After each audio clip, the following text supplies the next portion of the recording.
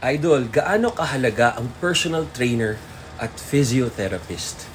Ang personal trainer, siya yung mag-guide sa'yo ng tamang workout program para sa needs mo kung gusto mo mag-gain ng muscle, mag-lose ng fat, or mag-lean lang, or para sa sport specific mo, gumaling ka, maging explosive ka, mabilis kang tumakbo. As a sprinter, mas matagal endurance mo. As a marathon runner, para bumilis ka sa cycling kung yun ang goal mo.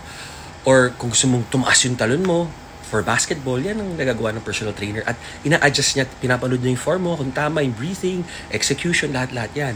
At kung maganda yung communication nyo ng personal trainer mo, ano yan, in 21 days, i-form a good habit at mag-iiba na yung itsura ng katawan mo. Iba na yung outlook mo, maging positive ka na. Yung physiotherapist naman, siya yung parang binibigyan kanya ng mga therapeutic exercises para iwas injury. Malaking tulong yun for injury prevention, di ba? Tama kayo, mali ako, I'm not your doctor. Do what works for you.